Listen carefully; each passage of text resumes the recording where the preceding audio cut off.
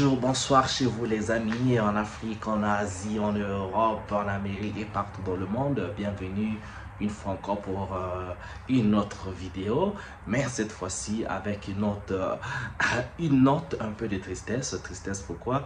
Bon, eh bien, vous savez, en général, la vie privée des gens ne m'intéresse pas, mais seulement quand cette vie privée a trait aux officiels d'un pays et de surcroît le pays d'où je viens.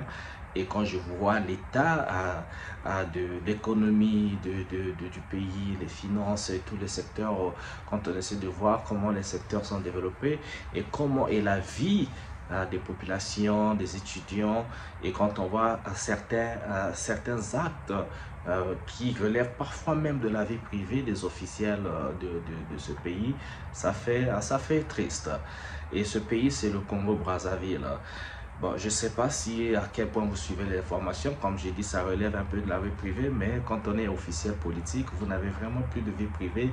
C'est comme une star. Quand vous êtes une star, eh bien, les gens vont toujours chercher à savoir c'est qui votre femme, c'est qui vos enfants, vous faites vos shopping où, vous conduisez quel genre de voiture, vous faites quoi, combien vous avez gagné, c'est quel contrat qui vous a donné cet argent, c'est quel album, c'est quelle chanson, combien de vues vous avez fait sur YouTube, sur Spotify et tout. Voilà, dans la vie d'une star, il n'y a vraiment pas de vie privée, les gens s'immiscent toujours dans votre vie. Et les stars, malheureusement, les stars dans mon pays, le Congo-Brazzaville, ou la République du Congo, les stars sont les hommes politiques, malheureusement. Les stars qui devaient être des artistes ou les joueurs de football, mais non, dans ce pays, les stars sont les hommes politiques et tout ce qui gravite autour des hommes politiques. Et quand on dit gravite ici, là, on va parler de la famille première, et donc la famille du président de la République. Le président de la République du Congo-Brazzaville est au pouvoir depuis 1979, ok, et avec un break en 1992, donc de 1992 à 1997, il y a eu un break de 5 ans où on avait eu un autre président appelé Pascal Lissouba, donc à la suite d'un coup d'État. Bon, c'est appelé guerre civile, mais je vous dis que c'était pas une guerre civile, c'était pas une guerre civile, excusez-moi, c'était pas une guerre civile, c'était un secret de polichinelle parce que bon, on sait que les gens, on n'aime pas en Afrique les gens qui veulent les présidents qui veulent mettre leur nez dans le pétrole congolais parce que ce pétrole congolais n'appartient pas aux Congolais, il appartient aux sociétés françaises, donc à la France. Et donc, il fallait le bouter du pouvoir et faire revenir le président actuel qui est donc le président Denis Sassou Nguesso. Et donc, depuis 1979, avec ce break de 5 ans, il est au pouvoir. Et étant au pouvoir, il a beaucoup d'enfants. Donc, parmi les enfants qu'il a, il y avait une célèbre qui était décédée qui s'appelait Edith Sassou, qui était mariée d'ailleurs au feu président du Gabon, Omar Bongo, avec qui ils avaient fait un enfant. Et après sa mort, il y a eu un autre fils de ce président qui a commencé à faire des vagues. Il s'appelle Christelle Denis Sassou et son nom intime, les gens l'appelaient Kiki parce qu'il est célèbre, on l'appelle Kiki, donc vous entendez Kiki. Et bien sûr, il y a une autre pléthore des enfants, des neveux, c'est vraiment une confusion, c'est pas. Et ces gens, ils brillent souvent on parle souvent d'eux dans des histoires assez rocambolesques, soit c'est des gens qui ont des prénoms bizarres, on les appelle Ambende Nguesso, les dragons de la monnaie, ce sont des prêtres de la monnaie, on les voit souvent on parle d'eux par rapport à leurs belles voitures, leurs belles maisons, leurs femmes nombreuses, des belles femmes, ils adorent des femmes qui ont des teints clairs, tout ça, des femmes assez artificielles, ils sont dans toutes les chansons des musiciens, les musiciens célèbres du Congo Kinshasa comme Ferregola, Fally Ipupa, Koffi Olomide, tous ceux qui font les dédicaces là, Héritier Watanabe et tout ce monde là de la musique rumba. qui font des dédicaces. Et donc, c'est des noms des officiers, souvent, surtout en ce moment-ci, congolais de Brazzaville. Donc, ils sont célèbres dans ça, on cite leurs noms, et les noms de beaucoup d'autres, on ne connaît pas. Et ça passe de des enfants du président, des députés, des généraux, des colonels, des sénateurs, c'est vraiment toute la classe politique qui sont célèbres dans ce sens. Et donc cet enfant du président Kiki, comme on l'appelle de son surnom, il a fait récemment un mariage époustouflant à Dubaï, où il s'est marié avec, je sais pas, peut-être sa énième femme. Et donc ça fait des vagues. Pourquoi? Parce que vous savez, le Congo, c'est de mon pays, c'est là où je viens. C'est quand vous regardez les images de ce mariage, je ne vais pas les mettre ici, ok? Je ne vais pas aller squatter les images des autres. Je vous demanderai d'aller sur YouTube et cliquer, taper mariage de Christelle Nguesso à Dubaï. Vous allez trouver toutes les images et les commentaires. Mais quand vous entendez les chiffres des dépenses de ce mariage, vous avez ces chiffrés à des milliards de francs CFA, ou je ne sais pas de combien de dollars. C'est dépassé à Dubaï. Voilà, on s'est déplacé à Dubaï avec tout le village, tout le monde qui était là-bas. Et il y a eu, je pense, l'absence même du président, de son papa, le président de la République. Pour quelle raison? Eh bien, ça, je ne sais pas. Je ne vais pas rentrer dedans. Mais je vais m'attarder juste quand vous voyez ces dépenses. Vous voyez que le gars, je pense qu'il est directeur d'une société pétrolière du Congo, la SNPC. Mais vous voyez la vie que tous ces gens-là mènent. Et vous essayez de comparer avec même le prix de ce mariage par rapport avec certaines routes qui manquent au Congo. C'est fait, ça vous donne tellement ça donne le vertige et c'est tellement incompréhensible. On se dit, mais comment on peut vivre dans un pays qui est riche en ressources naturelles, un pays qui fait rentrer des ressources, de l'argent, mais la population vit dans une précarité. C'est incroyable quoi. Si vous faites un tour au Congo-Brazzaville, allez-y dans la deuxième capitale, donc la capitale économique du Congo-Brazzaville qui est appelée Pointe-Noire, vous serez catastrophé. C'est la ville la plus sale du Congo. Faites un tour à l'hôpital qu'on appelle l'hôpital Assissé, allez dans la salle, la maternité, allez dans toutes les salles, vous n'avez pas envie d'y rester 2 minutes. À quel moment, à tel point c'est l'insalubrité, les odeurs, c'est pas propre, vous ne comprenez pas. Mais c'est comme ça avec tous les hôpitaux du Congo. Il y en a qui, bon, c'est quand on construit, comme on voit le nouvel hôpital, l'hôpital de Mpaka ou encore l'hôpital de Boulizi, il y a une certaine propreté, mais avec toujours ce manque de matériel. Les routes, n'en parlons pas. Si vous êtes à Pointe-Noire, si vous connaissez bien, il y a un quartier qu'on appelle Tister. Vous arrivez de Tister et vers l'hôpital de Luandili, la route est tellement cabossée, vous ne comprenez pas comment toutes ces belles voitures, ces gros véhicules, tout le monde passe sur cette artère-là, mais l'artère n'est pas arrangée. Si vous allez au Congo-Brazzaville, je vous assure, toutes les écoles publiques sont dans un état de délabrement avec des tables-bancs de l'Antiquité. Vous ne comprenez rien. Si vous allez au Congo-Brazzaville, toutes les gares sur la voie ferrée, donc cette voie ferroviaire construite pendant la colonisation qui permettait de transporter donc les ressources des Français, comme c'est eux les colonisateurs. Excusez-moi les gars, j'étais malade, je suis toujours convalescent. Donc si vous allez au Congo-Brazzaville, si vous faites la voie ferroviaire, toutes les gares, je vous assure, à l'exception peut-être de la gare de Brazzaville, mais toutes les gares sont dans un état de délabrement incroyable. Des gares plongées dans l'herbe avec des peintures moisies, c'est pas utilisé. Donc vous allez de la gare de la ville de Pointe-Noire, la grande gare, vous allez à la gare de Frontier-Thiers, c'est incroyable. Allez sur YouTube, Google, sur tout ce que vous voulez, tapez gare ferroviaire au Congo-Brazzaville, regardez les images, vous n'en reviendrez pas. Il n'y a qu'un seul train qu'on appelle aujourd'hui train Gazelle et on m'a signalé déjà que le train ne fonctionne plus. Ça avait commencé à fonctionner mais ça ne fonctionne plus. Et cette voie ferroviaire a été conçue depuis la colonisation. Aucune autre voie a été construite en dehors de celle-là et celle qui va vers le village Mbinda, proche du Gabon, qui permettait de transporter le manganèse qui donc transitait vers le Congo-Brazzaville, vers le port de Pointe-Noire et vers l'Europe, et notamment vers la France pour voilà, les enrichir là-bas. Et donc, c'est ça le Congo. Et ces écoles publiques, bon, la plupart des vieux qui sont de la classe politique hein, au Congo-Brazzaville ont fréquenté dans ces écoles parce que dans le temps, il n'y avait pas l'histoire des écoles privées, c'était pas comme aujourd'hui, quoi. Les écoles privées qui naissent comme des champignons et on comprend pas trop l'éducation périclite et tout ça. Et donc, c'est un peu ça, quoi. Quand vous regardez la vie de ces gens-là, de la classe politique, mais c'est la luxure, les gars. Je vous assure que les gens, ils sont dans des voitures de luxe. Aujourd'hui, Toyota, Lexus, toute quelle marque de maison de fabrication de voitures européennes comme Mercedes, tout ça, tout ce que vous voulez, Audi, dès qu'ils fabriquent une voiture, vous serez sûr, le lendemain, vous trouverez ça la même voiture au Congo-Brazzaville. Mais avec quelle route? Des routes absolument cabossées. À Brazzaville, ils font des efforts de faire des routes, mais quand vous allez, vous quittez les grandes artères, vous rentrez dans les quartiers, c'est la catastrophe.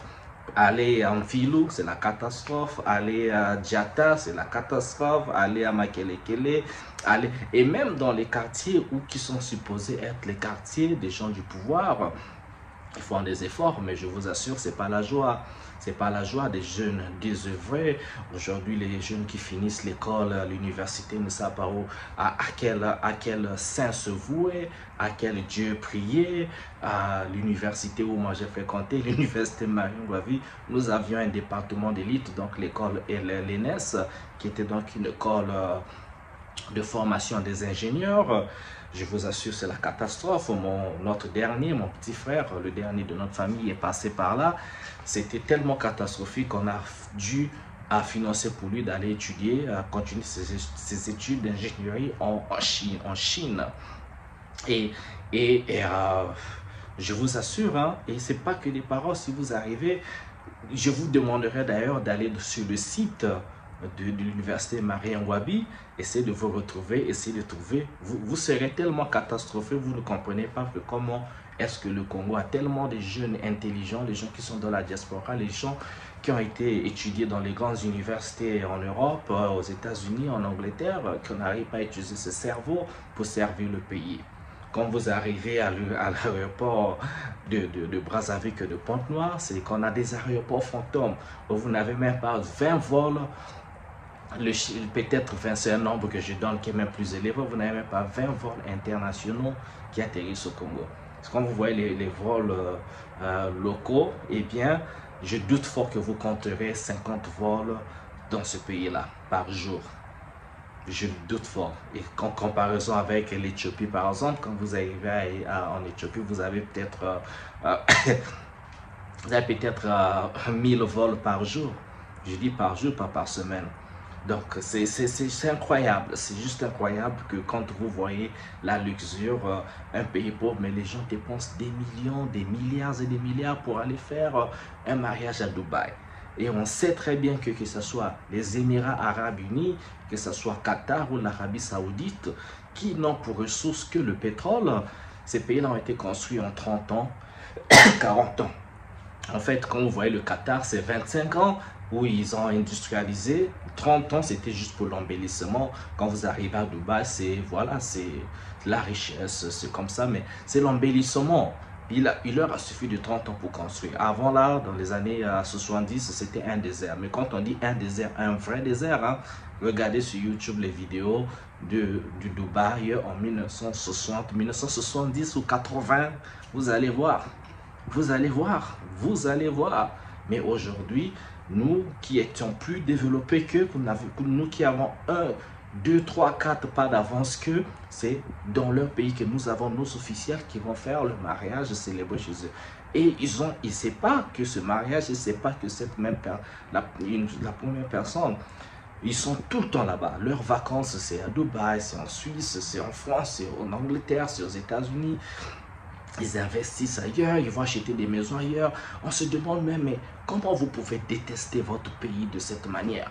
Moi, je me rappelle la première fois que je suis arrivé en France, à Paris, mais j'avais le cœur pincé. Je me suis dit, mais comment est-ce qu'on peut avoir... Le Congo peut être une ancienne colonie française, mais l'écart de développement qu'il y a entre le Congo et la France, mais c'est le jour et la nuit, c'est incroyable. C'est incroyable. Et j'étais tellement... que je me disais, mais moi, j'ai les reins de pouvoir, mais tout l'argent doit être investi. D'ailleurs, même si les gens détournent l'argent, vous volez l'argent, tout ce que vous voulez, mais l'argent passe où? Qu'est-ce que vous faites de l'argent? Donc, vous volez l'argent dans votre pays, vous prenez cet argent pour aller encore remettre cet argent dans l'économie des Blancs, les Blancs qui nous ont colonisés, qui nous ont pillés, les Français, tous ces gens-là, ils nous ont pillés, les Européens, ils nous ont fait commettre toutes sortes d'atrocités. Donc, le peu d'argent qu'ils nous donnent d'exploitation de nos ressources, nous on prend encore cet argent pour aller regarder ça dans leurs comptes, dans les comptes de leur banque, pour payer des frais là-bas, pour payer les taxes là-bas, acheter des villas là-bas, acheter des voitures là-bas, aller faire du shopping là-bas, dans leurs histoires là, les Gucci, les Versace, les Louis Vuitton, pour nourrir leur économie. Et chez nous-mêmes, il n'y a absolument rien. On n'arrive pas à industrialiser chez nous. La preuve en est, je vous dis, je vous assure, si vous faites 2 semaines, 3 semaines au Congo, vous n'avez pas coupure d'électricité, c'est un miracle. Et dans les maisons des gens, il n'y a pas l'eau potable. C'est-à-dire que, je vous dis, que l'eau qui coule, vous allez vous ouvrir le robinet dans la cuisine, dans la douche, il y a l'eau qui coule sans interruption. C'est impossible, c'est un miracle. Les gens doivent se lever à 1h, 2h du matin pour puiser de l'eau. Et c'est quelle eau? Est-ce que c'est potable? Ce n'est pas de l'eau potable, je vous assure les gars. Ce que je vous dis, c'est ça. Et pourtant, tout ce que nous voulons, c'est le bien-être, le bonheur. Voler de l'argent, mais investissez cet argent chez vous. Ce que vous voyez à Dubaï, en France, oh mais pourquoi vous ne transformez pas vos pays de telle manière? Comme ça ne crée pas l'envie, ce truc-là, quoi. Oui, on va critiquer, mais on ne critique pas pour critiquer, nous aimons nos pays. Le résultat, c'est quoi?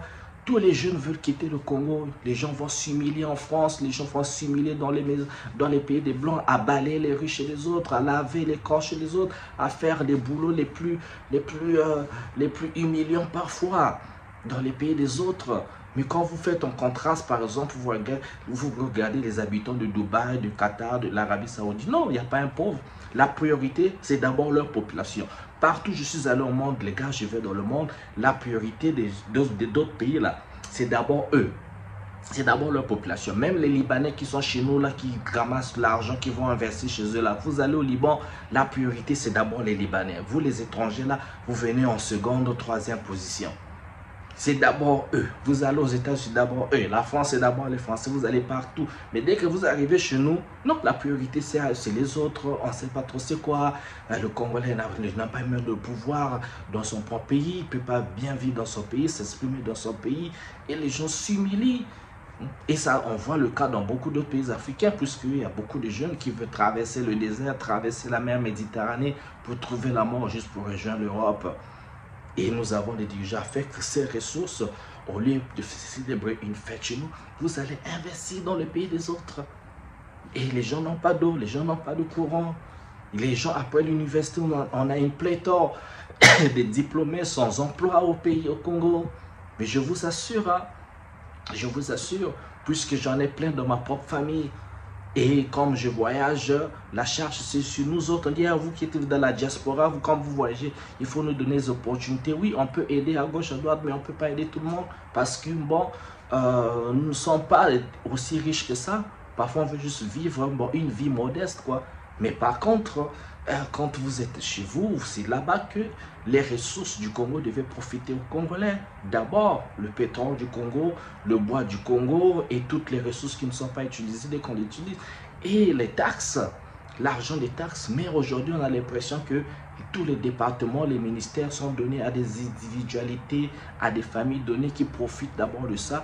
Et le trésor public est vide. Et il n'y a pas d'investissement au Congo, mais vous avez des milliards et des milliards parfois stockés dans des malles, dans des valises, dans les maisons des gens, ou encore toujours en train de chercher des routes pour rejoindre le pays des Blancs, pour les stocker chez les Blancs. Et une fois, quand vous ne faites plus la part des Blancs, on vous dit, on dit quoi souvent, vous voyez les Français, non, la justice française s'est saisie de tel officiel, on va dire, on saisit leurs biens parce que ce sont des biens mal acquis. On veut faire du chantage et tout, bon après, vous vendez le pays, après le résultat, c'est ça. C'est incroyable, hein, ça fait tellement honte. Voilà pourquoi je dis, je ne vais pas m'immiscer dans la vie privée des gens. Mais quand vous voyez la responsabilité, je dis, mais comment le président de la République de notre pays n'a pas un seul fils, une seule fille? On les entend toujours dans des bêtises, dans la débauche, dans des histoires qui n'ont aucun sens. Il n'y a pas de discours de la population, il n'y a pas d'amour, on ne voit rien.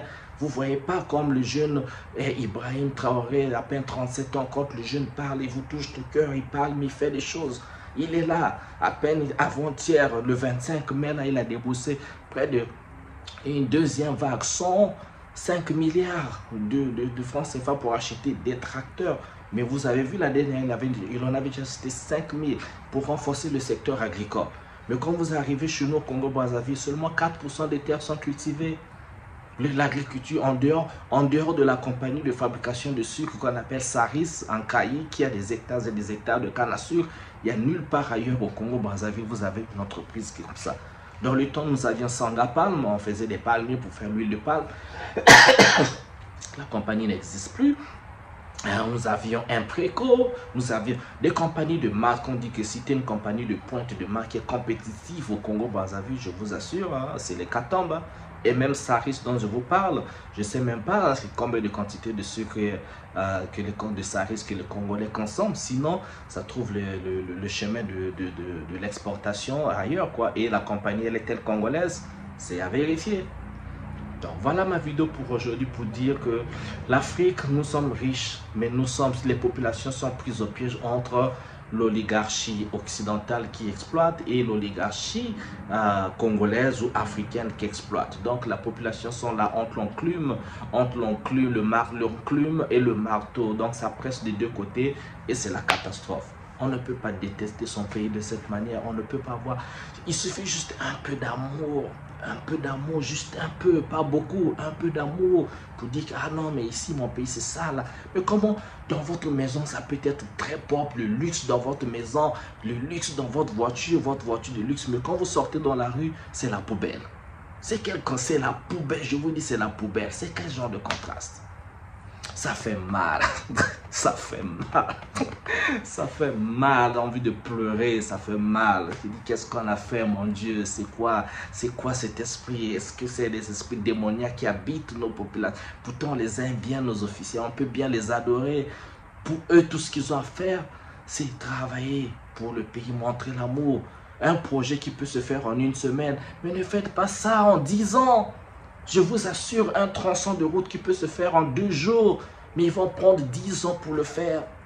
C'est incroyable, quoi. Mais on voit, quand tout ce que vous faites là, on voit, les gars, on voit tout ce que vous achetez, là où vous habitez, vos maisons que vous construisez. Ils ont même des maisons inhabitées parce qu'ils sont tout le temps partis. Ils ne sont pas là, ils ont le corps au Congo pour qu'on leur fasse des éloges, mais ils sont tout le temps partis. Des maisons, on connaît où se trouvent vos maisons, on connaît où vous allez, on connaît, les populations voient, même quand vous corrompez les populations avec les 2000, je vous assure, vous n'achetez pas leur amour, parce que les gens sont pauvres, ils prennent vos t-shirts, votre argent, ils vous font les loges, je vous appelle tous les noms de corbeaux là, grand maître, grand prêtre, tout ce qu'on dragon de la monnaie, demi-dieu, je vous assure, il y en a qui s'appellent demi-dieu, on voit. Mais il ne faudrait pas qu'un jour vous terminez, à vous, vos enfants, vos petits-fils en exil, ne pouvant pas jouir de votre pays parce que vous ne montrez pas aux populations que vous aimez ce pays-là. En faisant des programmes qui vont bénéficier pas des petits trucs ou des programmes de mendicité. Vous rendez vos populations mendiants. C'est pas incroyable, quoi. Le culte de la personnalité devenu un truc, ça fait honte. Ça fait honte. Quand je vois les réalisations des jeunes dans les pays européens, mais je vous dis, et c'est au niveau de l'intelligence, il n'y a pas de différence. Mais ils ont accès aux capitaux des investissements. On n'a aucun programme de recherche scientifique, pas de laboratoire. Dans tous les quartiers du Congo-Brazzaville, je vous assure, il n'y a pas de bibliothèque. Il n'y a même pas des parcs d'attractions où les enfants peuvent, comme on en voit dans les pays des autres, chaque quartier a un parc d'attractions, les toboggans et tous les enfants peuvent jouer au lieu d'aller dans les bars sans puis boire le bar ou bien aller dans les églises et autres. Je ne suis pas contre l'église, tout ce que vous voulez, mais quand c'est trop, c'est trop. Il y a trop de bars au Congo. Les gens sont toujours dans les bars, les gens sont dans les bésodromes, les gens sont dans... Mais c'est incroyable. Pourquoi? Et c'est un petit pays de 5 millions d'habitants. Vous arrivez au Gabon, pareil, 2 millions d'habitants. Le pays n'est pas industrialisé. Mais c'est quelle malédiction ça? Ok, je vais m'arrêter là. Allez, je vous souhaite bien le bonheur, les gars. Ciao, ciao. Au revoir.